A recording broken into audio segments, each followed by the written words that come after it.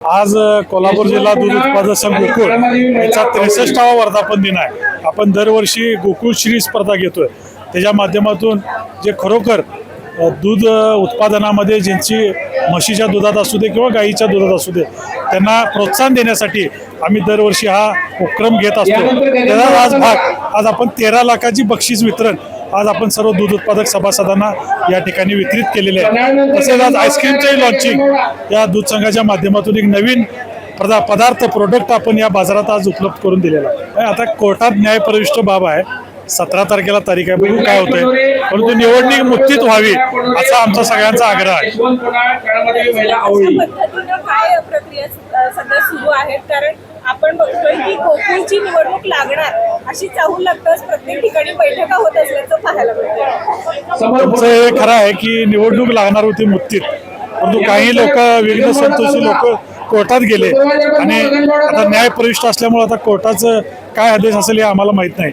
जे काय कोर्ट आदेश देईल त्याचा आम्ही त्या ठिकाणी सन्मान करू। जवळपास 63 वर्ष पूर्ण होत आहेत। त्याचबरोबर आज आईस्क्रीमचाही लॉन्च केला। उपपदार्थ करावे अशी कोल्हापूर जिल्ह्यातील दूध उत्पादक सभासदांची मागणी होती, त्याचाच एक भाग आज आईस्क्रीमचा आम्ही घेतला। तुम्हाला माहित असेल मागे आम्ही चीज लॉन्चिंग केलं, गुलाबजामुन केलं, पेढे केले, बासुंदी केली आणि आज आईस्क्रीम केलं। भविष्यामध्ये लोकांच्या गरजा ओळखून आम्ही त्या ठिकाणी बाय प्रोडक्ट तयार करू। मोठ्या प्रमाणात गोकुळ दुधाला मागणी होती, जसं की आपण भाषात ऐकलं की दुबईला देखील 1 लाख लिटर दुधाची मागणी आहे रोजची। पण आपण त्या पद्धतीचा हे करू शकत नाही। संकलन वाढीसाठी आगामी काळात काय करणार आहात? काय झालंय, आज कोल्हापूर जिल्ह्यातील जे साखर कारखाने असतील 1 महिना लवकरच बंद झाले, त्यामुळे ओला चाऱ्याचा फार मोठं संकट हे आपल्या जिल्ह्यामध्ये या ठिकाणी आलेलं आहे। म्हणून उष्णता वाढलेली आहे, आज 35 अंशाच्या वर उष्णता त्या ठिकाणी गेलेली आहे, म्हणून दुधाची क्षमता ही कमी होत चाललेली आहे उष्णता वाढल्यामुळे।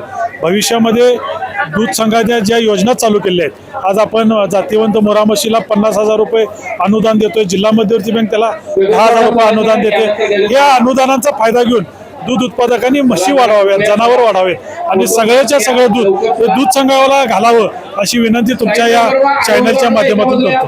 गोकुळची बासुंदी पुन्हा खावीशी वाटतेय। खरं सांगू, मलाही खावीशी वाटतेय। पुन्हा पुन्हा खावीशी वाटणारी गोकुळ बासुंदी।